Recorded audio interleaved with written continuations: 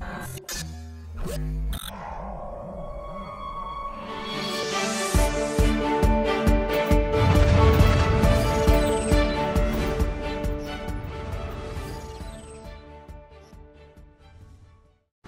setengah tahun ini kita sudah belajar banyak tentang gereja.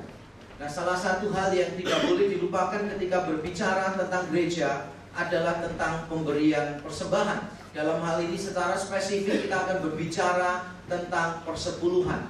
Kalau saudara mendengar istilah persepuluhan, maka saya yakin ada begitu banyak pertanyaan yang ada di pikiran kita. Tapi sayangnya sore hari ini kita tidak akan menuntaskan semua itu. Saya sudah pernah menulis artikel dan dimuat di warta gereja kita selama 3-4 kali edisi. Saudara bisa membahas bagaimana cara pandang yang benar terhadap persepuluhan. Tapi hari ini saya ingin kita fokus pada satu bagian. Dan mari kita membaca langsung dalam Kejadian 28 ayat 10 sampai 22. Kejadian 28 ayat 10 sampai 22. Mari kita membuka Alkitab kita dan membaca secara bergantian. Saya akan memulai lebih dahulu. Kejadian pasal 28 ayat 10 sampai 22. Saya bacakan ayat yang genap, saudara semua ayat yang ganjil, begitu seterusnya sampai ayat 22. Maka Yakub berangkat dari Beersheba dan pergi ke Haran. Ia sampai di suatu tempat dan bermalam di situ karena matahari telah terbenam. Ia mengambil sebuah batu yang terletak di tempat itu dan dipakainya sebagai alas kepala, lalu membaringkan dirinya di tempat itu. Maka bermimpilah ia, di bumi ada didirikan sebuah tangga yang ujungnya sampai di langit, dan tampaklah malaikat-malaikat Allah turun naik di tangga itu. Berdirilah Tuhan di sampingnya dan berfirman, Akulah Tuhan Allah Abraham nenekmu dan Allah Ishak, tempat engkau berbaring ini akan kuberikan kepadamu dan kepada keturunanmu. Keturunanmu akan menjadi seperti debu tanah banyaknya, dan engkau akan mengembang ke sebelah timur, barat, utara, dan selatan. Dan olehmu serta keturunanmu semua kaum di muka bumi akan mendapat berkat. Sesungguhnya aku menyertai engkau, dan aku akan melindungi engkau kemanapun engkau pergi, dan aku akan membawa engkau kembali ke negeri ini. Sebab aku tidak akan meninggalkan engkau, melainkan tetap melakukan apa yang kujanjikan kepadamu. Ketika Yakub bangun dari tidurnya, berkatalah ia, sesungguhnya Tuhan ada di tempat ini dan aku tidak mengetahuinya. Ia takut dan berkata, alangkah dahsyatnya tempat ini. Ini tidak lain dari rumah Allah. Ini pintu gerbang surga. Keesokan harinya pagi-pagi Yakub mengambil batu yang dipakainya sebagai alas kepala dan mendirikan itu menjadi tugu dan menuang minyak ke atasnya. Ia menamai tempat itu Betel. Dahulu nama kota itu Luz. Lalu bernasarlah Yakub, jika Allah akan menyertai dan akan melindungi aku di jalan yang kutempuh ini, memberikan kepadaku roti untuk dimakan dan pakaian untuk dipakai, sehingga aku selamat kembali ke rumah ayahku, maka Tuhan akan menjadi Allahku. Dan batu yang kudirikan sebagai tugu ini akan menjadi rumah Allah. Dari segala sesuatu yang kau berikan kepadaku, akan selalu kupersembahkan 1/10 kepadamu. Amin.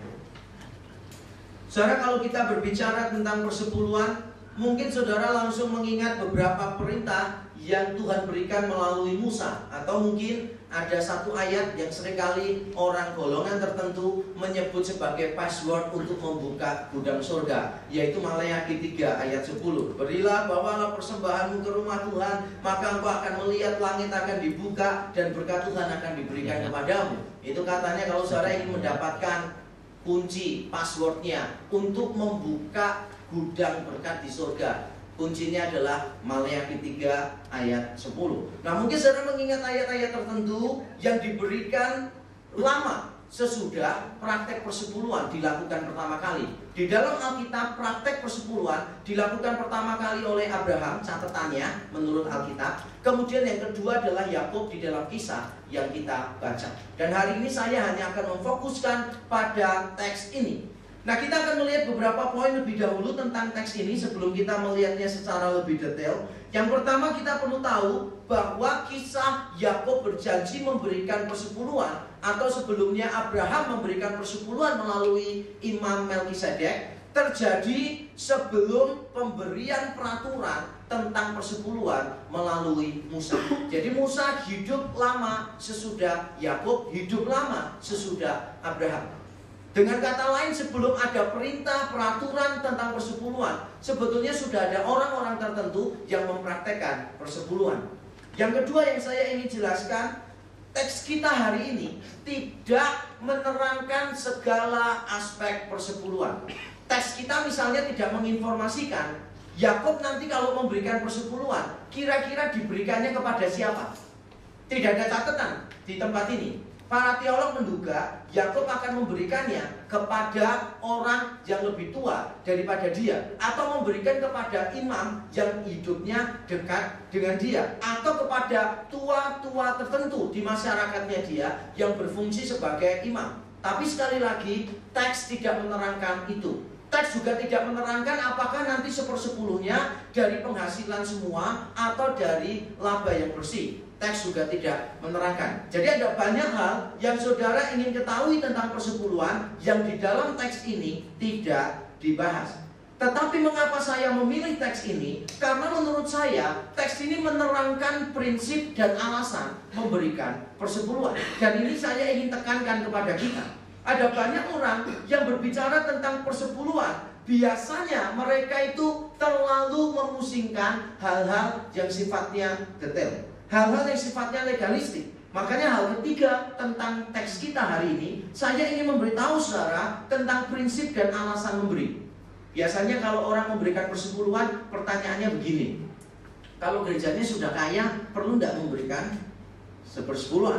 Kalau misalnya gereja itu tidak bertanggung jawab, boleh tidak kita menahan persepuluhan kita? Nanti ada yang bertanya, apakah itu dari penghasilan kotor ataukah itu dari laba yang bersih? Kemudian ada yang bertanya, kalau imam-imam itu disamakan dengan hamba-hamba Tuhan, kalau orang Lewi disamakan kepada siapa? Bagaimana kalau di gereja kita tidak ada orang miskin, padahal persepuluhan adalah untuk orang miskin? Saudara bisa memanjangkan semua pertanyaan-pertanyaan itu, tapi selama saudara tidak paham prinsip dan alasan memberikan persepuluhan, maka pertanyaan-pertanyaan tadi menurut saya tidak ada gunanya sama sekali. Teks ini memberitahu kita prinsip dan alasan mengapa kita memberi. Nah, hal keempat yang saya ingin jelaskan tentang bagian ini, teks kita, adalah alur ceritanya. Alur cerita di teks ini cukup sederhana. Yakub mengalami krisis, kemudian Tuhan berintervensi, Yakub memberikan respon terhadap intervensi Tuhan.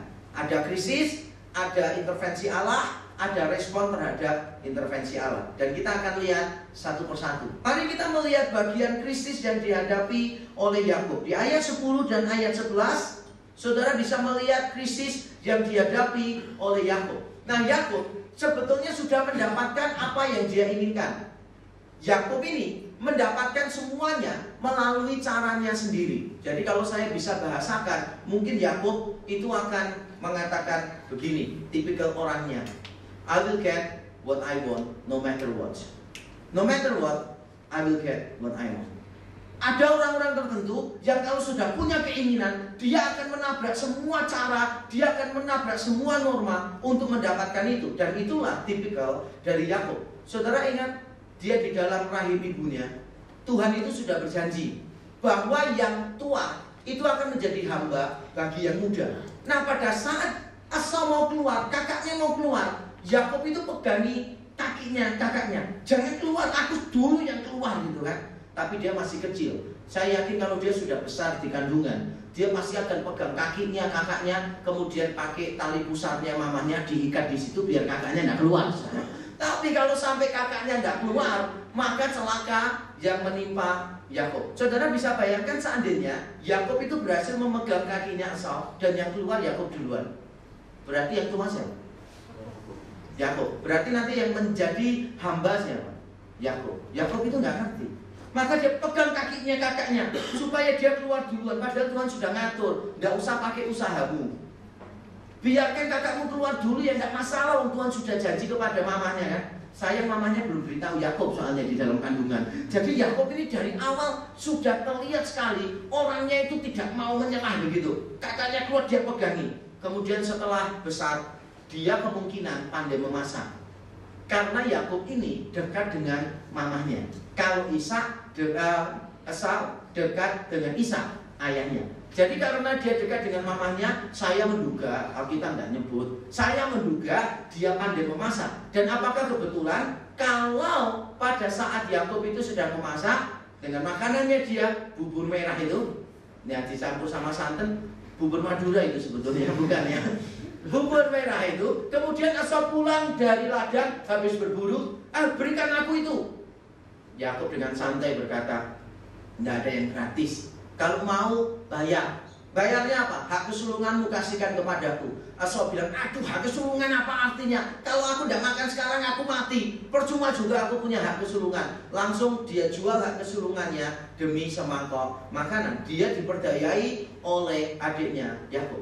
Yakub kemudian memperdayai ayahnya. Jadi ketika ayahnya yang bernama Isa ini sudah tua, sudah kabur, tidak bisa membedakan, sudah kabur benar-benar, matanya tidak bisa melihat dengan baik, maka Yakub berusaha untuk menipu ayahnya dengan bantuan mamanya. Nah, dia dengan kakaknya itu beda. Kalau kakaknya itu kan penuh dengan bulu, dan dia suka berburu. Tidak ada hubungannya. Dia banyak bulu dan dia suka berburu gitu kan. Mungkin ada sedikit, yaitu kalau dia berburu, dia kan banyak bulunya itu. Jadi kalau ketemu sama binatang, langsung binatangnya tanya, alumni mana? Kok sama kita gitu kan? Kok tidak pernah lihat selama ini? Iya, kita beda angkatan soalnya gitu kan. Kemudian dia baru bunuh binatang itu. Nah, tidak ada hubungan, dia banyak bulu dan akhirnya dia pandai untuk berburu, nggak ada hubungannya. Nah, tapi Yakub ini dekat dengan mamanya dan dia tidak berbulu. Ada satu problem di sini. Kalau dia menipu ayahnya, ayahnya pasti tahu, ayahnya pasti akan meraba dan pasti ketahuan. Akhirnya putar otak, pakai pakaian dari kulit binatang, ayahnya pegang dia. Kalau badannya Esau. Tapi kalau suaranya Yakub. Dan Yakub ini dengan cepat menyiapkan makanan dibantu oleh mamanya. Jadi Isa kaget, loh baru aku suruh kamu berburu, kenapa kamu bisa langsung dapat? Yakub tidak segan-segan menggunakan nama Tuhan. Yakub menjawab begini, Tuhan Allahmu membuat aku berhasil. Jadi Yakub itu tidak segan-segan memakai nama Tuhan sembarangan hanya untuk mendapatkan apa yang dia inginkan. Akhirnya Ishak memberkati Yakub dan dia mendapatkan hak kesulungan, mendapatkan berkat-berkat dari ayahnya. Tapi saudara dengar baik-baik, semua hal yang diperoleh bukan dengan cara yang benar, maka saudara pasti akan mendapatkan bonus-bonusnya. Mungkin saudara tetap mendapatkan apa yang saudara inginkan, tapi lengkap dengan semua bonusnya, yaitu semua persoalan, semua kesusahan, semua penyesalan, air mata, semua akan saudara terima, sama seperti yang dialami oleh Yakub. Kalau saudara misalnya mencari pasangan sembarangan, Alkitab sudah bilang saudara bahwa harus pasangan yang seimbang. Saudara kemudian tidak mau peduli, saudara cari pasangan yang sembarangan, saudara bisa dapat. Tetapi nanti berikut dengan bonusnya. Berikut dengan semua kesusahan yang akan saudara alami. Dan itulah yang dihadapi oleh Yakub di dalam kisah ini. Dia mendapatkan apa yang dia inginkan dengan caranya sendiri. Semua yang keliru dia tempuh hanya untuk mendapatkan apa yang dia inginkan. Maka dia mendapatkan bonusnya. Bonusnya adalah berupa beragam krisis hidup. Nah, di sini saudara bisa melihat Yakub itu berada di dalam bahaya. Nyawanya dia terancam karena kakaknya yang bernama Esau ingin membunuh Yakub. Dan mamanya memberitahu, kalau gitu kamu pergi ke rumah pamanmu. Pergi, tinggalkan Kanaan, tinggalkan Berseba, kamu pergilah ke Haran. Pada saat Yakub pergi menuju ke Haran, saudara yang teliti membaca kitab Kejadian, saudara pasti akan tahu, ini sebuah langkah mundur yang serius. Mengapa ini langkah mundur yang serius? Saudara ingat pada waktu Tuhan memanggil Abraham. Tuhan panggil Abraham meninggalkan ayahnya, itu di Haran. Tuhan panggil dari Haran menuju tanah Kanaan. Nah, pada waktu peristiwa ini terjadi, Yakub sudah ada di daerah Kanaan. Dia sudah ada di daerah Kanaan dan sekarang dia pulang kembali, balik ke Haran. Jadi kalau saudara membaca kitab Kejadian dengan teliti, saudara bisa menangkap krisis yang dihadapi oleh Yakub di sini.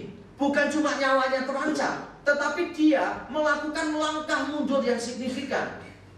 Abraham aja waktu mencarikan jodoh untuk Ishak, Abraham sudah pesan kepada hambanya, Kalau wanita itu minta, Ishak anakku kembali ke tempat asalku, kamu jangan mau.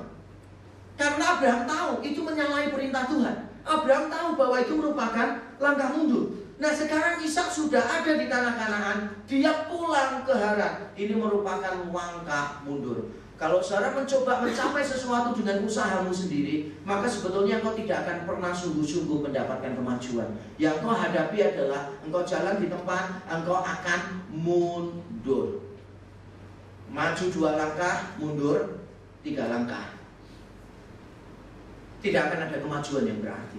Nah bukan cuma itu krisis yang dihadapi oleh Yakub. Pada saat dia memutuskan harus meninggalkan keluarga besar karena kalau tidak dia dibunuh oleh kakaknya, maka Yakub kehilangan proteksi, kehilangan perlindungan. Masyarakat kuno dulu adalah masyarakat yang berkelompok. Saudara mendapatkan perlindungan dari kelompokmu. Saudara mendapatkan identitas dari kelompokmu. Saudara mendapatkan sumber penghasilan dari kelompokmu. Saudara mendapatkan hidupmu itu dari kelompok. Pada saat Yakub keluar dari keluarga besarnya, maka saat itu juga dia berada dalam bahaya. Tidak ada perlindungan sama sekali bagi Yakub. Beda dengan kita orang modern. Kita bisa merantau sendiri, secara individual kita jalani hidup kita. Kita tidak ditentukan oleh keluarga besar kita. Tapi orang zaman dulu semua bergantung kepada kelompoknya. Tanpa kelompoknya berarti kehilangan perlindungan. Lebih parah lagi, Yakub ketika meninggalkan Beersheba, dia pergi ke Haran. Itu butuh berhari-hari perjalanan karena itu ratusan kilometer. Jadi dia harus berjalan berhari-hari. Celakanya pula, Yakub ini anak mami. Saudara tahu bedanya orang yang biasa keluar dengan orang yang biasanya di rumah? Beda sekali. Kalau Saul yang pergi dari Beersheba ke Haran, kita tidak peduli. Saul pasti aman. Kenapa? Pasti dia bawa panah, bawa tombak, bawa macam-macam karena dia adalah seorang pemburu. Tapi kalau Yakub, masa dia bawa sotel, wajan dan sebagainya? Tidak mungkin kan? Dia biasanya tinggal di rumah dan ini sesuatu yang baru bagi Yakub. Dan saya tahu Yakub tidak menguasai rutenya. Kau tahu bahwa Yakub tidak menguasai rute perjalanannya? Saya tahu karena kata Ibrani yang dipakai dalam kisah kita itu ada agak janggal. Mari kita melihat saudara. Kejadian 28 tadi ada satu kata yang saya ingin kita lihat di sini. Ayat 11. Ia sampai di suatu tempat dan bermalam di situ karena matahari telah terbenam. Kata sampai yang dipakai di dalam kisah kita sebetulnya sangat jarang muncul di kitab Alkitab, merujuk kepada perjalanan seseorang. Secara hurufiah, kata Ibrani yang dipakai di situ artinya itu begini: Yakub menabrak satu tempat, hari sudah malam, ia bermalam di situ. Jadi bukan ia tiba dengan perencanaan, tetapi dia menabrak satu tempat. Ya sudah, karena sudah malam, ya dia bermalamnya di situ. Dia tidak tahu bahwa itu tempat kudus. Biasanya kalau orang sudah biasa berpetualang, sudah biasa bepergian, maka dia sudah bisa menghitung dari kota A sampai kota B. Dia tuh ngerti berapa tempat perlindungan yang ada. Jadi dia akan atur supaya kalau aku sampai ke tempat perlindungan itu pas malam hari, supaya aku sampai ke tempat perlindungan itu pas malam hari, sehingga nanti dia akan berjumpa dengan para petualang yang lain. Mereka akan tinggal bersama di satu tempat berlindung, dan itu membuat mereka aman dari para penyamun, aman dari para binatang buas. Nah ternyata Yakub ini tidak tahu apa-apa. Bagi dia yang penting begini, sampai malam ya sudah istirahat. Dimanapun tempatnya tidak penting, pokoknya istirahat. Ini menunjukkan dia tidak tahu cara pergi. Saya ini termasuk orang yang kalau pergi kemana-mana juga tidak tahu rute. Saya tiap kali pergi ke luar kota, cari makan misalnya, saya beda dengan beberapa jemaat di sini. Beberapa jemaat di sini itu langsung hafal satu kota A gitu, langsung tahu makanan yang enak di mana. Kota B makanan yang enak di mana, langsung tahu. Saya tidak pernah tahu. Bahkan kota asal saya saja, makanan enaknya banyak saya tidak tahu. Banyak jemaat sini yang memberitahu saya. Kalau di kota asal saya Semarang banyak makanan enak. Nah saya pernah khotbah retreat di Sarangan, kemudian turun ke Madiun. Bersama keluarga saya bilang, ayo cari pecel, mumpung di Madiun, katanya kan enak. Tahu tempatnya yang enak? Pokoknya yang rame mobil pasti enak. Sebab kalau tidak rame, tidak mungkin orang rame datang di situ. Kalau tidak enak kan, tidak mungkin orang rame di situ, benar nggak? Masuk akal loh. Akhirnya cari-cari keliling, ada satu restoran, depannya itu penuh dengan mobil. Langsung saya sudah parkir situ aja. Parkir, masuk. Setelah masuk pesan-pesan, tidak lama baru sadar, loh kok cuma kita ya di restoran ini ya? Mobilnya padahal banyak. Setelah itu baru tahu, sebelahnya itu kantor pemerintah. Jadi banyak orang ngurus dokumen di kantor pemerintah, parkirannya tidak cukup, akhirnya pakai parkiran warung itu. Makanya tidak heran, rasanya tidak karu-karuan.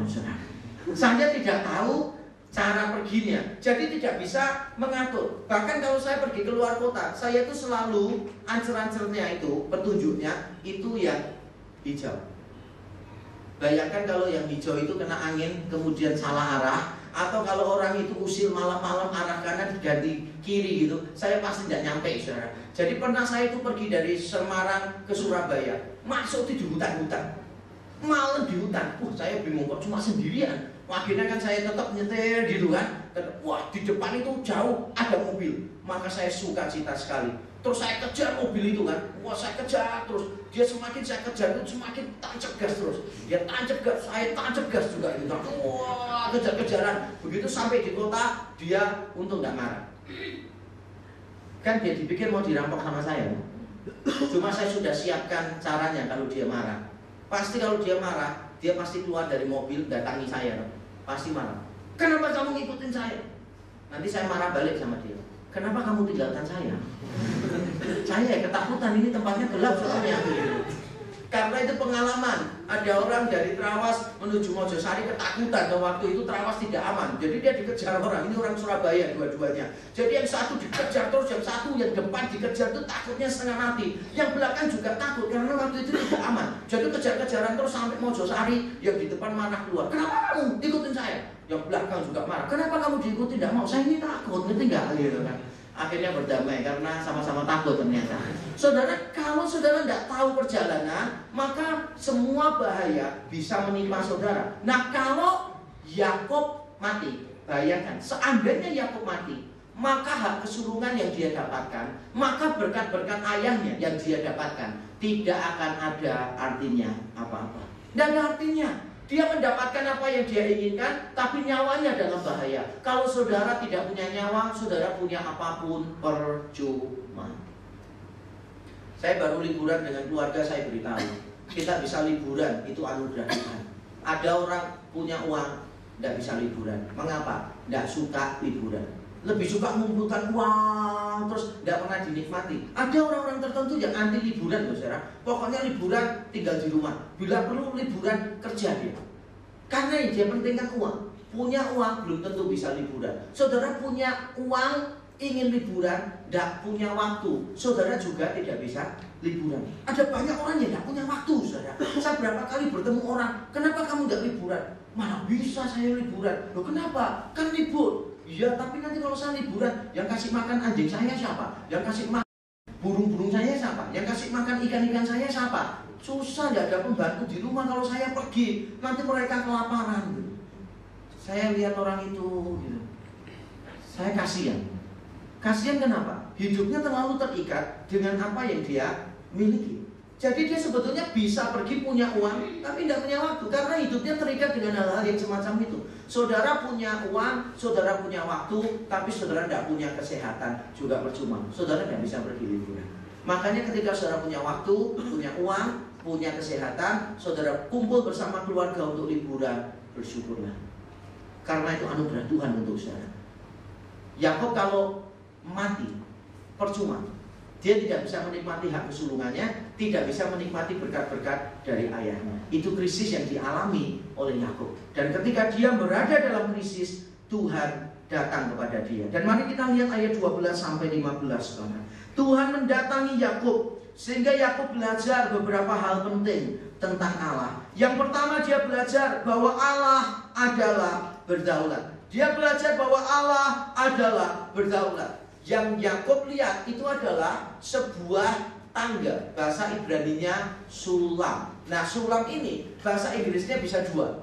Sulam itu bisa berarti ladder. Ladder itu berarti yang dipakai tukang untuk naik. Atau kalau saudara mau membetulkan sesuatu, saudara pakai tangga, itu namanya ladder. Tapi juga bisa, sulam itu artinya stairway. Stairway itu berarti anak tangga. Nah, beberapa penafsir menolak ini tidak mungkin tangga. Kenapa tidak mungkin tangga? Kan ini malaikat turun naik. Kalau tangga kan biasanya cuma naik atau cuma turun. Kalau malaikat turun naik kan berarti ada yang naik, ada yang turun toh. Nah, kalau tangga kan tidak cukup. Tapi menurut saya itu konsep berpikir orang modern. Mengapa itu konsep berpikir orang modern? Malaikat itu kalau mau ke bumi butuh tangga kan sebetulnya. Mau tangganya bentuknya ladder maupun bentuknya stairway, memangnya malaikat itu kalau mau ke bumi masih butuh alat kah? Tidak toh. Malaikat ke bumi tidak butuh sarana. Itu kalau sampai malaikat semuanya perlu begitu, saudara bisa bayangkan ya dalam dunia roh. Saudara melihat itu ada eskalator paling tinggi sedunia itu saudara. Karena nanti malaikatnya itu mengandalkan eskalatornya, naik, yang naik eskalator turun. Kalau saudara punya masalah, Tuhan suruh malaikat tolong. Ditolongnya baru setelah saudara mati, itu baru malaikatnya datang menolong saudara. Sebetulnya malaikat untuk turun naik tidak butuh tangga. Tapi Yakub, perhatikan, Yakub butuh melihat hal itu. Tuhan menampakkan diri kepada Yakub untuk memberi pesan. Pesannya apa? Walaupun Allah ada di surga yang tinggi, tetapi dia peduli dengan Yakub yang sedang terpuruk di tempat yang paling bawah. Yakub merasa hidupnya terancam. Mungkin dia merasa berada di titik nol di dalam hidupnya. Tetapi Tuhan izinkan dia untuk melihat bahwa Allah tidak pernah meninggalkan dia. Jadi Allah yang ada di surga adalah Allah yang sama yang menjangkau Yakub. Dia menguasai, dia berdaulat atas surga, dia berdaulat atas bumi. Dan secara khusus ada satu kata yang saya ingin kita membaca. Mari kita melihat saudara di dalam pasal 28 tadi.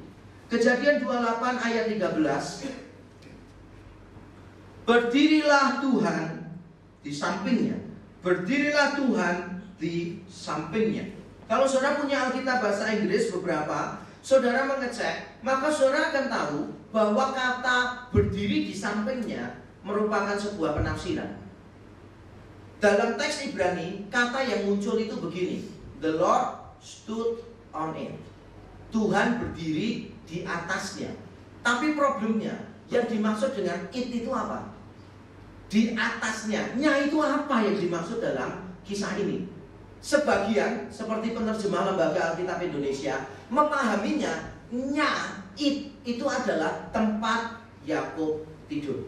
Jadi di bumi tempatnya. Karena tempatnya dipahami di bumi, maka ketika dikatakan Tuhan berdiri di atasnya, diterjemahkannya Tuhan berdiri di samping Yakub. Tapi sebagian besar versi menurut saya lebih tepat memahaminya Tuhan berdiri itu bukan di bumi. Tuhan berdiri di atasnya, itu di atas tangga yang ujungnya di surga. Jadi Tuhan itu berdirinya bukan di titik di bumi, tapi Tuhan berdirinya di tangga yang ujungnya sampai ke surga. Dan ini lebih cocok dengan gambaran Allah yang berdaulat yang ingin ditampilkan di dalam kisah ini. Nah, kata Ibrani berdiri di atas sesuatu, ungkapan ini sebetulnya muncul beberapa kali di dalam Alkitab yang nanti saudara bisa baca sendiri. Kejadian 18 ayat 1 dan 2, 1 Samuel 19 ayat 20, Rut 2 ayat 5 dan 6. Saudara akan menemukan ungkapan berdiri di atas sesuatu yang lain menunjukkan otoritas. Karena ini menunjukkan otoritas, saya lebih setuju Tuhan itu berdirinya bukan di tempat Yakub. Yang ditekankan itu bukan masalah Tuhan berdiri di samping Yakub, tapi Tuhan berdiri jauh melebihi Yakub. Tuhan berkuasa, punya otoritas atas segala sesuatu karena dia berdiri di ujung tangga yang di surga sana. Allah adalah Allah yang berdaulat bagi Yakub. Di tengah ketakutan, apapun bisa terjadi di perjalanan. Dia bisa bertemu dengan para penyamun, dia bisa bertemu dengan penjahat, dia bisa bertemu dengan binatang buas. Nyawa Yakub bisa hilang dalam sekejap. Anything could happen to him. Tidak ada yang lebih menghibur dia kecuali dia berjumpa dengan Allah yang berdaulat di dalam hidupnya. Begitu pula dengan kita. Tidak ada yang lebih menghibur kita di tengah krisis kecuali kalau kita mengenal Allah sebagai Allah yang berdaulat. Allah bukan cuma berdaulat. Yang kedua, Allah adalah berkemurahan. Saudara bayangkan seandainya saudara itu Allah, nama saudara dipakai sembarangan oleh Yakub demi mendapatkan berkat dari ayahnya. Saudara bayangkan seandainya saudara sudah berjanji kepada Ribka, ibu dari Yakub. Tidak mungkin Ribka tidak memberitahu anak yang dia kasihi. Saudara sudah memberitahu janji bahwa apapun yang terjadi, Yakub, engkau akan jadi tuan atas kakakmu. Tapi Yakub semua dia upayakan sendiri, bohong dan sebagainya, menggunakan nama saudara dengan sembarangan. Kemudian Yakub berada dalam masalah yang berat ini. Saudara menemui Yakub. Kira-kira kata pertama yang muncul dari mulut saudara apa? Nama saudara dipakai sembarangan, menipu. Kemudian dia dalam bahaya, persoalan yang berat. Saudara menemui dia. Kata pertama yang muncul apa kira-kira? Saya yakin kata pertama yang muncul adalah kapok, nanti kan? Syukur, ya kan? Kamu sih tidak mau percaya kepadaku, kapok. Kamu pakai namaku secara sembarangan. Tapi anehnya, kalau saudara membaca kisah Yakub berjumpa dengan Tuhan, saudara sulit menemukan teguran yang keras dari Tuhan. Sebagian teolog mengatakan tidak ada teguran untuk Yakub. Walaupun itu salah, tetapi saya yakin yang dipentingkan Tuhan saat itu bukan masalah Yakub diberitahu kesalahannya di mana. Masa Yakub tidak sadar bahwa semua yang dia lakukan mengakibatkan begitu banyak kesulitan dalam hidupnya? Saya yakin Yakub juga sadar. Tetapi yang dia paling butuhkan itu bukan teguran dan peringatan. Yang dia paling butuhkan adalah penghiburan dari Tuhan. Yang paling dia butuhkan adalah kebaikan Tuhan. Saya ingat murid-murid Tuhan. Tuhan Yesus kan sudah berkata, nanti aku akan menderita, disalib, tapi aku akan bangkit kembali. Nggak tahunya, setelah Yesus mati di kayu salib, murid-muridnya itu ketakutan semua. Masuk di kamar semua, masuk di rumah, semua dikunci, jendela pintu dikunci, kecoa gak bisa masuk, semuanya dikunci gitu kan. Pokoknya semua dikunci gitu. Yesus pertama kali keluar, mendatangi mereka, masuk tiba-tiba. Kata pertama yang diucapkan Tuhan Yesus apa? Damai sejahtera bagi kamu. Kalau saudara jadi Tuhan Yesus, kata pertama apa? Bayangkan ya, saudara sudah bilang, nanti aku mati, tapi nanti hari ketiga aku akan bangkit kembali. Jangan takut. Ternyata murid-murid saudara takut mengunci pintu di rumah, gitu kan, ketakutan. Begitu saudara mendatangi mereka, kata pertama yang saudara lakukan apa? Yang saudara ucapkan apa? Saya yakin tanpa banyak bicara langsung baris semua, Petrus nomor 1. Langsung jidat kepalanya. Gila lu gak percaya. Sudah diberitahu untuk percaya malah takut. Tapi itulah Tuhan kita. Walaupun dia adil, walaupun dia menegur kita, walaupun dia menghukum kita, tapi saat-saat kita menghadapi krisis, anugerahnya yang ditonjolkan untuk kita, kemurahannya yang ditonjolkan atas kita. Saya yakin ada teguran untuk Yakub, yaitu pada saat Tuhan memperkenalkan diri kepada dia di Betel ini, Tuhan mengatakan begini, aku adalah Allah Abraham dan Allah Ishak. Pertanyaannya, apakah Tuhan menjadi Allah Yakub? Itu teguran secara tersirat. Tetapi bukan itu sekali lagi yang ditekankan di dalam kisah ini. Yang ditekankan di tengah krisis yang dihadapi oleh Yakub, Tuhan datang sebagai Allah yang berdaulat. Dia datang sebagai Allah yang berkemurahan. Dan yang ketiga, Allah datang sebagai Allah yang setia. Ketika dia berbicara kepada Yakub, Tuhan berkata begini, aku adalah Allah Abraham, Allah Ishak. Artinya, walaupun beda generasi, walaupun generasi berubah, tapi kesetiaan Allah tidak pernah berubah. Allah adalah Allah yang setia. Zaman Abraham dia setia, zaman Ishak dia setia. Bahkan ketika dia memberi janji kepada Yakub di Kejadian 28, saudara bisa melihat janji-janjinya sama persis dengan janji yang Allah berikan kepada Abraham dan kepada Ishak.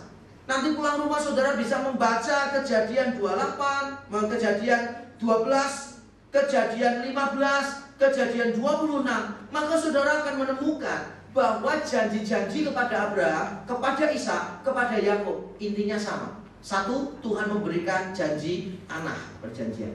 Yang kedua, Tuhan berjanji memberikan keturunan yang sangat banyak. Dan yang ketiga, Tuhan akan menjadikan para patriark, sebagai sumber berkat, saluran berkat lebih tepatnya, bagi semua bangsa. 3 hal ini, tanah perjanjian menjadi saluran berkat untuk semua bangsa. Itu semua diberikan kepada Abraham, diberikan kepada Ishak, diberikan kepada Yakub. Dan bukan cuma Allah memberikan janji, Allah juga memberikan penekanan, penegasan, jaminan kepada Yakub. Allah bukan cuma setia kepada janjinya, tapi dia akan merealisasikan janji itu. Kejadian 28 ayat 15, coba kita baca. Kejadian 28 ayat yang ke-15. Sesungguhnya aku menyertai engkau 1, aku akan melindungi engkau 2, aku akan membawa engkau kembali ke negeri ini 3, sebab aku tidak akan meninggalkan engkau 4, melainkan tetap melakukan apa yang kujanjikan kepadamu 5. 5 kata kerja dipakai di bagian ini. Di satu ayat ada 5 kata kerja dan beberapa sinonim. Aku menyertai engkau, itu sinonim dengan aku tidak akan meninggalkan engkau. Aku akan melindungi engkau, itu sinonim dengan aku akan membawa engkau kembali ke negeri ini. Lalu dirangkum dengan kalimat yang terakhir, aku tetap melakukan apa yang kujanjikan kepadamu. Saudara, Tuhan memberikan penekanan kepada Yakub. Dia bukan cuma memberikan janji, tapi dia tekankan begitu rupa supaya Yakub tahu bahwa Allah adalah Allah yang setia. Dia akan memegang janjinya. Sebagian teolog bahkan mengatakan begini, janji Tuhan kepada Yakub lebih indah daripada janji Tuhan kepada Abraham. Kalau Abraham, saudara lihat, dulu dia dipanggilnya bukan di tanah Kanaan. Dia ada di tempat lain, Tuhan panggil untuk mendiami tanah Kanaan. Kalau Yakub lain, Yakub ini sudah ada di tanah Kanaan, tapi dia akan meninggalkan tanah itu. Tuhan berjanji, kamu tinggal sekarang, nanti balik kok. Jadi lebih indah daripada Abraham. Kalau Abraham kan masih tidak tahu tanahnya di mana. Kalau Yakub sudah ada di tanah itu, kemudian dia pergi ke satu tempat, Tuhan janji, nanti kamu akan balik lagi ke sini. Coba saudara bayangkan, saya mendengar satu cerita di luar negeri terjadinya. Ada seorang pengusaha yang sangat terkenal sekali, kaya raya. Kemudian dia mengambil anak angkat. Pada saat dia sudah tua, anak angkatnya ini ternyata tidak hormat, tidak sayang kepada ayahnya. Sehingga semua hartanya dikuasai oleh anak angkat. Dan akhirnya pengusaha ini menjadi gelandangan. Pada waktu dia mengemis di jalanan, dia bertemu dengan rekan bisnisnya yang juga sukses. Dia kaget, loh, kamu kok ada di sini? Kemudian cerita bahwa aku ngangkat anaknya tidak sayang dan sebagainya, sehingga aku ditelantarkan seperti ini. Akhirnya pengusaha ini menghubungi pemerintah, karena 2 pengusaha ini, yang satu sudah melarat, yang satu masih kaya. Ini sangat penting bagi pemerintah dan kenal dengan para pejabat. Akibatnya melalui intervensi dari pemerintah setempat, semua harta yang diambil oleh anak angkat itu diambil alih oleh negara dan dikembalikan kepada pengusaha yang tua ini. Menurut saya kisah ini lebih dramatis, lebih indah daripada orang waktu kecil miskin kemudian kaya. Orang ini sudah kaya soalnya, kemudian dia jadi gelandangan, akhirnya dia menjadi kaya kembali. Nah, kurang lebih kisah Yakub seperti itu. Jadi dia sudah ada di Kanaan, dia mau meninggalkan Kanaan. Tuhan sudah memberitahu, nanti aku akan membawa engkau kembali ke sini. Yang lebih indah lagi, bukan cuma masalah tempatnya, tapi juga keturunan. Abraham pada waktu dijanjikan keturunan, Abraham itu punya istri, walaupun sedikit tua waktu itu dipanggilnya, tapi kan tetap punya istri kan, tetap menikah. Tapi Yakub pacar aja belum punya dia. Tapi Tuhan sudah janji, keturunanmu akan seperti debu tanah banyaknya. Berarti walaupun dia belum menikah, Tuhan sudah menjanjikan banyak keturunan kepada Yakub. Janji Tuhan kepada Yakub sangat indah sekali. Di tengah krisis Yakub berjumpa dengan Allah yang berdaulat. Dia berjumpa dengan Allah yang berkemurahan. Dia berjumpa dengan Allah yang setia.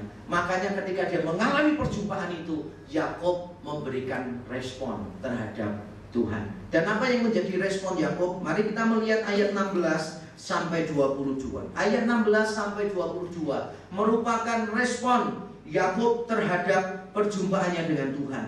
Nah saudara, tentu saja perjumpaan dengan Tuhan itu akan menyentuh dan memuaskan emosi kita. Yakub tadi saudara sudah baca di kisah ini, dia mengalami ketakutan dan dia mengalami kekaguman. Dia kagum dengan Allah. Dia kagum karena tempat itu ternyata pintu gerbang surga. Dia kagum, sekaligus dia mengalami ketakutan. Saya percaya perjumpaan dengan Tuhan itu akan membawa sentuhan-sentuhan emosi bagi kita. Makanya di dalam ibadah kita, saya biarkan kalau saudara disentuh Tuhan, saudara terharu dengan kasih Tuhan, saudara mau menangis, silahkan menangis di sini. Kalau saudara bersuka cita, saudara mau mengangkat tangan, silahkan saudara mengangkat tangan. Bahkan kalau saudara mau menari pun di dalam pujian, silahkan. Pesan saya cuma satu, tarian dan lagunya cocok. Kalau tidak cocok lucu soalnya dilihat orang. Tapi paling tidak, saudara bebas untuk mengekspresikan emosi saudara. Kita ini diciptakan bukan sebagai mesin, bukan cuma berdiam diri begini aja. Senang, susah, takut, wajahnya sama terus.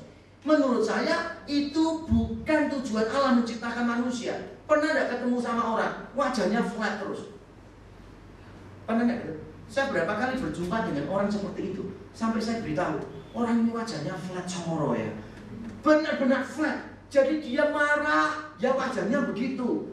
Dia bersuka cita, ya wajahnya begitu. Jadi saudara bayangkan kalau saudara jadi suami atau istrinya dia, saudara sangat sulit tuh menebak perasaannya dia. Senang atau enggak terlihat loh saudara.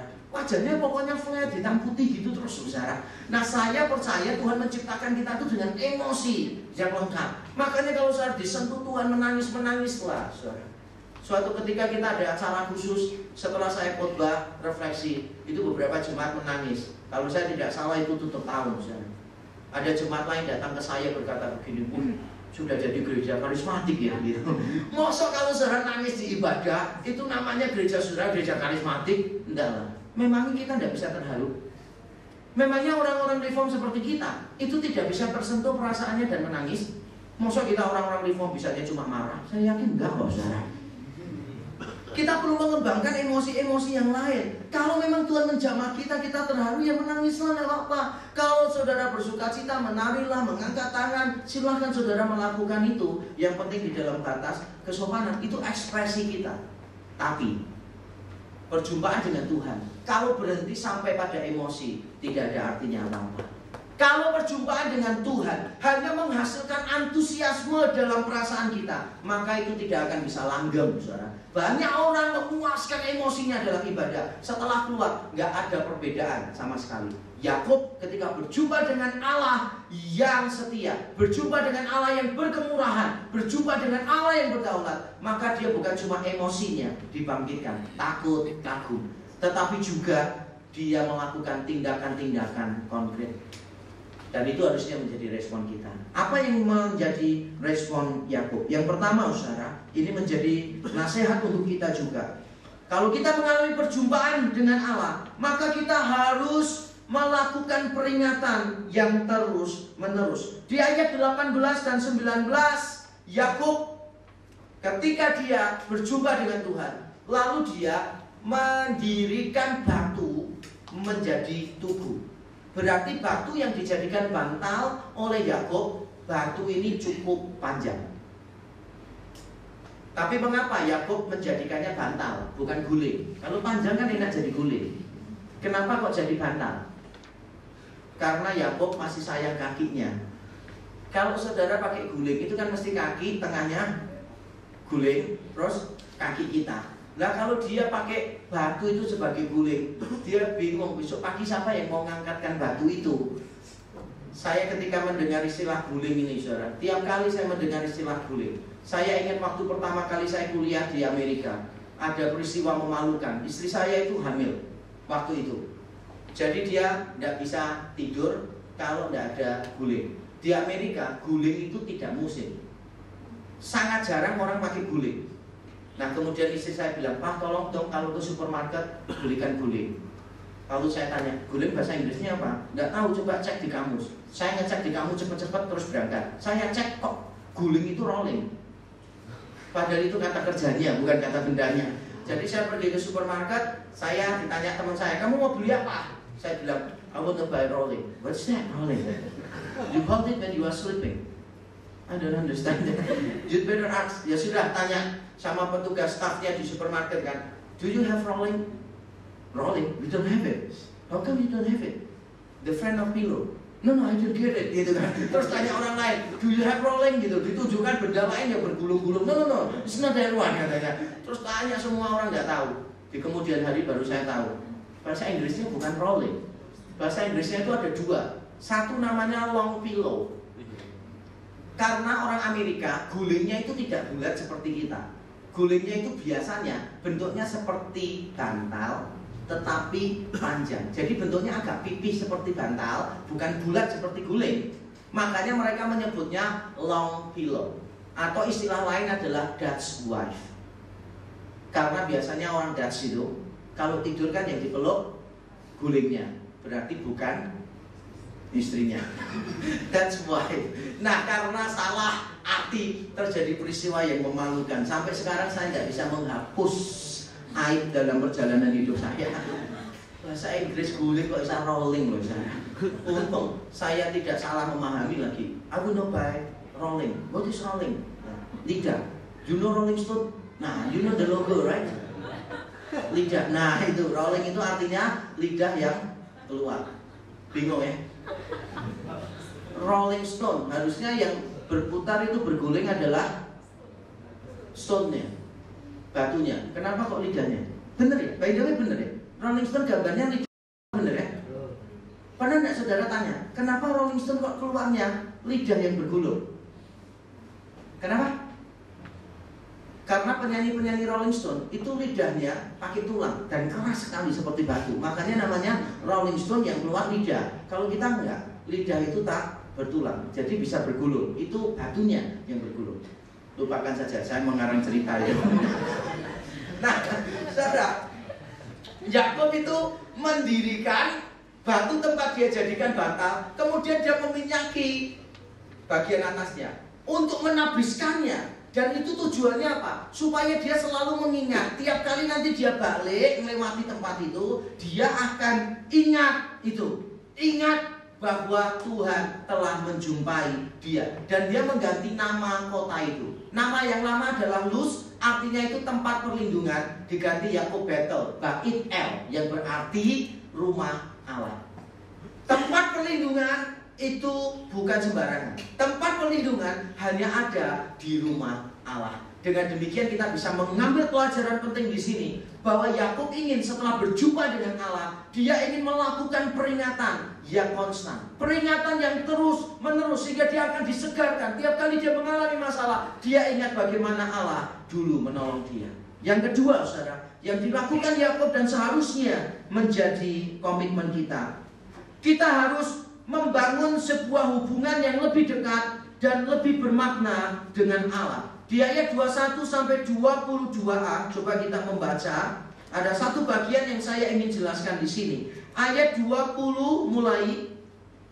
Lalu bernasarlah Yakub, jika Allah, perhatikan kata jika Allah akan menyertai dan akan melindungi aku di jalan yang kutempuh ini, memberikan kepadaku roti untuk dimakan dan pakaian untuk dipakai, sehingga aku selamat kembali ke rumah ayahku. Ini juga perhatikan, maka Tuhan akan menjadi Allahku, dan batu yang kudirikan sebagai tugu ini akan menjadi rumah Allah. Perhatikan itu saudara. Di ayat 20 Yakub mengatakan, jika Allah melakukan ini itu, ayat 21b, maka Tuhan akan menjadi Allahku.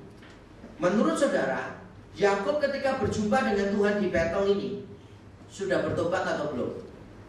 Atau nanti dia bertobat setelah janji-janji Tuhan digenapi, dia baru menjadikan Allah, menjadikan Tuhan sebagai Allahnya. Sebagian penafsir menduga Yakub mengalami pertobatan bukan di kisah Kejadian 28, tapi di pasal-pasal berikutnya ketika dia bergulat dengan Allah, baru dia mengalami pertobatan. Tapi saya tidak yakin dengan tafsiran itu. Saya lebih diyakinkan bahwa Yakub mengalami pertobatan itu di Bethel. Peristiwa perjumpaan dengan Tuhan ini mengubahkan Yakub. Saudara bayangkan, seandainya Yakub tidak bertobat pada peristiwa ini, saya yakin dia akan menjadi orang yang paling bebal yang pernah hidup di dunia ini. Dia sudah melakukan semua kesalahan, kemudian dengan penuh ketakutan dia pergi. Tuhan menemui dia di jalan, memberikan janji-janji yang indah kepada dia. Kalau sampai dia tetap tidak mempercayakan diri kepada Tuhan, saya tidak bisa memahaminya. Itu namanya unthinkable. Saudara berusaha sendiri, terus gagal. Saudara bahkan untuk nyawamu sendiri engkau tidak bisa melindungi. Engkau harus pergi menempuh sebuah perjalanan yang berbahaya. Tidak ada yang bisa engkau andalkan. Tuhan datang menemui engkau dalam keterpurukanmu, tetap engkau tidak percaya. Menurut saya sangat sulit untuk dipahami itu terjadi pada Yakub. Nah, alasan yang lebih kuat menurut saya, mengapa saya yakin Yakub sudah bertobat pada peristiwa ini, karena semua kisah ini mengandung elemen-elemen perjanjian.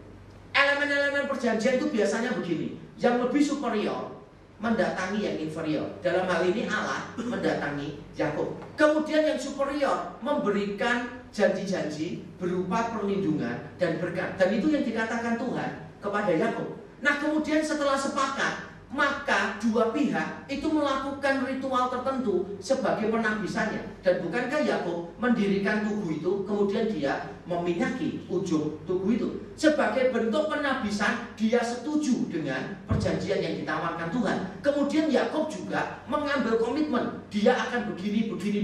Ini semua adalah elemen-elemen umum yang ada pada sebuah perjanjian kuno. Dengan kata lain, yang mau saya sampaikan, apa yang dilakukan Yakub di sini, walaupun tidak ada tulisan Yakub bertobat, menangis terseduh-seduh, hatinya dijamah oleh kuasa Roh Kudus yang dahsyat. Walaupun tidak ada ungkapan-ungkapan yang eksplisit seperti yang kita harapkan, tapi sebetulnya bagi orang yang paham kebudayaan kuno, orang itu mengerti Yakub sedang mengikat perjanjian dengan Tuhan.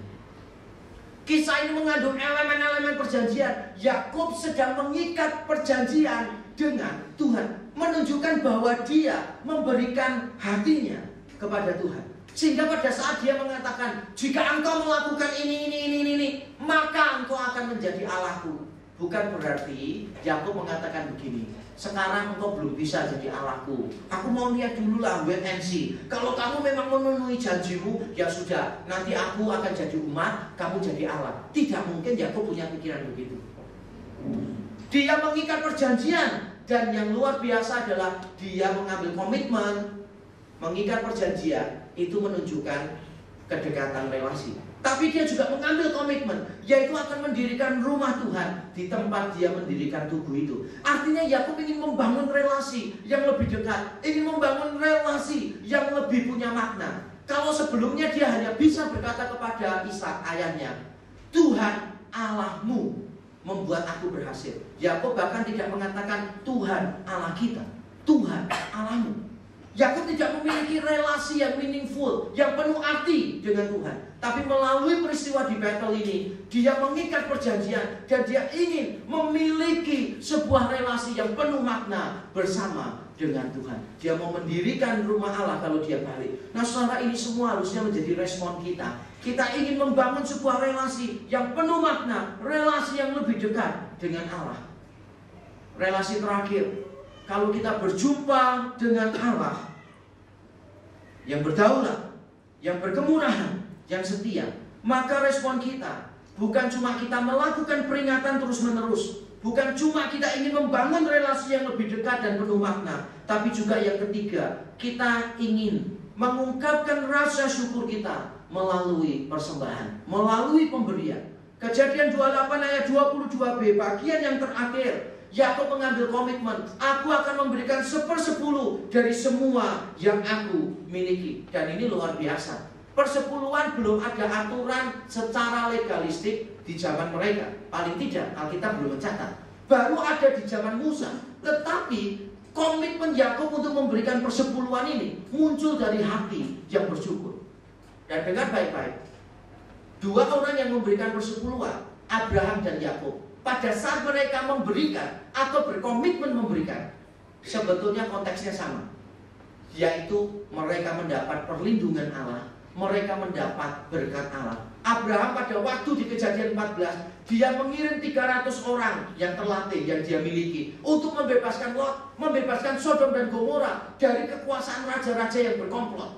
Ketika dia berhasil mengalahkan, menang di dalam peperangan itu, bukankah Tuhan memberi dia perlindungan? Ketika dia menang di dalam peperangan, bukankah barang rampasan musuh sekarang menjadi milik dia? Jadi dia dilindungi Tuhan, diberi kemenangan, dan dia diberkati Tuhan, mendapatkan banyak barang rampasan. Pada saat dia menerima perlindungan, pada saat dia mendapatkan berkat Tuhan, maka secara spontan, tanpa disuruh, Abraham memberikan 1/10 dari apa yang dia dapatkan. Yakub ketika Tuhan memberikan janji, aku akan melindungi engkau, aku akan memberkati engkau, maka tanpa paksaan Yakub memberikan 1/10 dari apa yang dia miliki. Saya teringat Sakius di Lukas 19. Ketika Sakius berjumpa dengan Tuhan tanpa disuruh, tanpa diperintah, oleh dorongan hati yang mengucap syukur, Sakius berkata, aku akan menjual setengah dari apa yang kumiliki, kubagikan kepada orang lain. Seorang memberi persepuluhan seharusnya itu bukan menjadi sesuatu yang menyedihkan bagi kita. Seharusnya bukan menjadi sesuatu yang membuat kita itu merasa tidak nyaman. Seharusnya itu bukan sebuah keterpaksaan bagi kita, tapi itu sebuah dorongan dari hati yang mengucap syukur kepada Allah. Kalau saudara mulainya dengan hati yang bersyukur karena Allah memelihara engkau, karena Allah melindungi engkau, maka saya yakin memberi kepada Tuhan, saudara tidak akan hitung-hitungan. Saudara tidak akan lagi bertanya, ini penghasilan kotor atau penghasilan bersih. Saudara tidak akan tanya, harus dibawa kemana. Saudara juga tidak akan tanya, apakah bentuknya bisa bukan uang. Ya tentu saja bisa bukan uang, barang juga bisa. Tapi nanti orang yang tidak niat memberi, mesti tanya lagi. Kalau tidak harus uang, boleh barang, berarti boleh diganti yang lain ya. Apa? Saya mau kasih waktu saya untuk berdoa. Nah ini orang pelit namanya. Nanti kalau diberi kesempatan, nanti saudara akan pilih yang lain, mesti tanya gini, saya kan sudah aktif jadi pengurus ya, boleh nggak ya itu sebagai pengganti persepuluhan saya. Itu hatinya memang tidak niat memberi. Kalau orang sudah tidak niat memberi, maka dia akan punya banyak pertanyaan. Kalau orang hatinya penuh dengan rasa syukur, Tuhan lindungi engkau, Tuhan berkati engkau, maka memberi kepada Tuhan bukan sesuatu yang berat untuk kita. Engkau akan memberi. Dan bahkan ini berita baiknya, tapi mungkin buruk untuk sebagian orang. Saya yakin orang Kristen harus memberi lebih dari 1/10 dari yang dia miliki. Saya yakin kita harus memberi lebih dari 10% dari yang kita terima dari Tuhan. Mengapa? Nah ini akhir dari khotbah saya. Ada peristiwa battle yang lain, yang mengalami peristiwa perjumpaan dengan Tuhan di rumah Tuhan. Itu bukan cuma Yakub. Ternyata kita semua juga mengalaminya di dalam Kristus Yesus. Mari kita tinggalkan Kejadian. Kita akan melihat Yohanes 1. Ini bagian terakhir dari khotbah saya. Yohanes 1 ayat 51. Apa yang terjadi pada Yakub sebetulnya merupakan tipologi dari apa yang akan terjadi dengan kita melalui Yesus Kristus. Mari kita membuka Alkitab kita di dalam Yohanes pasal yang pertama ayat 51. Saudara perhatikan kesamaan yang ada di sini. Yohanes pasal 1 ayat 51. Lalu kata Yesus kepadanya, kepada Natanael, aku berkata kepadamu, sesungguhnya engkau akan melihat langit terbuka. Bukankah Yakub tadi mengatakan ini pintu gerbang surga? Berarti pintu surganya terbuka, malaikatnya keluar.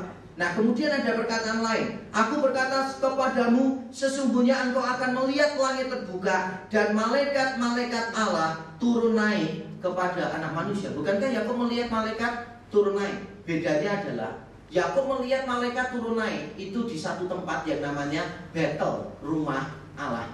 Kalau sekarang malaikat turun naik ke atas anak manusia, berarti rumah Allah bukan lagi Betel di tanah Kanaan, tetapi rumah Allah yang sesungguhnya adalah anak manusia. Yesus itu rumah Allah sesungguhnya.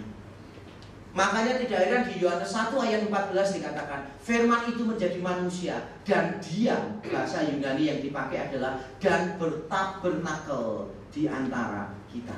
Yohanes 1:14 Yesus adalah tabernakel yang sejati. Yohanes 1:51 Yesus adalah rumah Allah, Betel yang sejati. Makanya tidak heran pula di Yohanes 2 ayat 19-21 Yesus berkata, rombak bait Allah ini dalam 3 hari aku akan membangunnya kembali. Yang dimaksud adalah tubuhnya sendiri. Tidak heran pula di Yohanes pasal 4 Yesus berkata kepada perempuan Samaria, engkau akan tahu bahwa kita ini dicari oleh Allah, penyembah-penyembah yang menyembah Allah di dalam roh dan kebenaran. Itu hanya bisa mungkin karena Yesus telah menjadi bait Allah yang sesungguhnya. Karena Yesus telah menjadi Betel, rumah Allah yang sesungguhnya bagi kita. Melalui kematian Yesus, melalui kebangkitan Yesus, maka dia telah menjadi rumah Allah yang sesungguhnya. Apa yang dialami oleh Yakub itu tidak seberapa sebetulnya.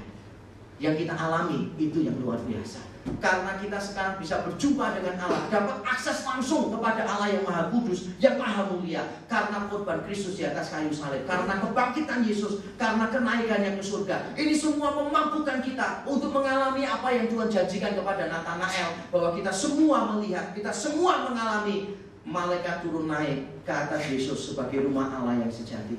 Dan itulah yang kita alami dengan Tuhan.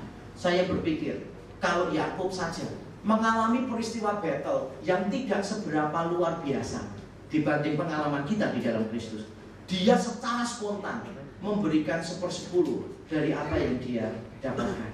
Masakan kita yang hidup di dalam perjanjian yang baru, hidup di dalam pengalaman Betel yang lebih istimewa, masa kita memberi kurang dari 1/10? Ini masalah hatimu. Kalau hati kita disentuh oleh kebaikan Tuhan, kalau hati kita sadar Allah telah begitu baik, mati bagi kita di atas kayu salib, bangkit mengalahkan upah dosa kita yaitu maut, naik ke surga, menguasai segala sesuatu, mengontrol hidup kita secara berdaulat, berkemurahan atas hidup kita, dia setia kepada kita, maka saya yakin tidak akan ada persembahan yang terlalu besar untuk dia. Seberapa besar hatimu bersyukur akan menentukan seberapa besar engkau memberi kepada Tuhan. Saya selalu ajarkan kepada keluarga saya, kita tidak boleh memberi hanya 1/10. Kita harus lebih banyak memberi. Saya mengajarkan kepada keluarga saya belajar dari pendeta Joseph Tong. Pak Joseph Tong mengajarkan kepada saya satu pelajaran rohani yang sederhana tapi mengubahkan hidup saya. Dia ajarkan begini, apa yang kamu pakai untuk kesenanganmu tidak boleh lebih banyak daripada apa yang kamu berikan untuk orang lain dan kepada Tuhan. Kalau engkau memberi kepada Tuhan, itu cuma 10% dari apa yang kamu miliki, maka engkau tidak boleh menikmati lebih dari 10% dari apa yang kau miliki. Menikmati ini tidak termasuk kebutuhan pokok, listrik, makan, dan sebagainya. Ini kebutuhan pokok tidak dihitung. Tetapi makan enak, itu kenikmatan. Liburan misalnya, itu kenikmatan. Kalau jalan dari rumah ke kantor, itu penderitaan, bukan kenikmatan. Jadi kalau saudara liburan, sesuatu yang saudara habiskan untuk kenyamananmu sendiri, harus ingat, tidak boleh lebih besar daripada apa yang kamu berikan kepada Tuhan. Saya selalu berusaha supaya tiap tahun, tiap waktu, presentasi yang saya beri untuk Tuhan, untuk pekerjaan Tuhan, untuk orang lain, setiap tahun selalu meningkat. Pada saat saya meningkatkan presentasi dari apa yang saya berikan, saya tidak akan pernah hidup menderita. Bukan berarti kalau saya semakin banyak memberi, semakin diberkati Tuhan. Bukan. Kaya itu bukan masalah berapa yang kita miliki. Kaya itu masalah puas dengan Tuhan, masalah cukup dengan Tuhan. Kalau engkau merasa cukup, engkau pasti bisa memberi banyak. Belajar menurunkan level hidupmu supaya engkau bisa memberi lebih banyak untuk pekerjaan Tuhan di muka bumi. Saya lebih memilih menurunkan level hidup saya supaya saya menjadi berkat bagi orang lain, daripada saya menaikkan level hidup saya dan pemberian saya untuk orang lain, untuk kerajaan Allah menjadi berkurang. Karena at the end, kita pasti akan tahu uang bukan segalanya. Uang sementara, pakailah menghasilkan nilai-nilai yang kekal. Kiranya sore hari ini firman Tuhan berbicara dengan jelas kepada kita. Ini bukan masalah cara.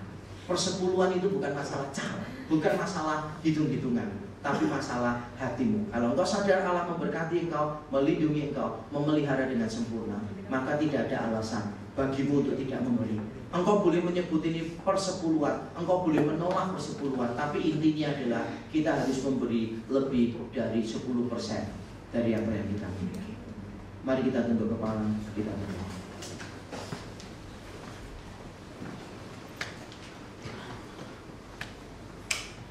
Tuhan sudah berbicara kepadamu apa yang seharusnya menjadi responmu kepada Dia. Mari masing-masing kita mengambil waktu memberikan respon. Mungkin engkau ingin mengambil komitmen di hadapan Tuhan. Mungkin engkau ingin bertobat di hadapan Tuhan. Mungkin engkau ingin memohon kekuatan untuk menaati firman-Nya. Mari kita semua berdoa kepada Tuhan. Haleluya.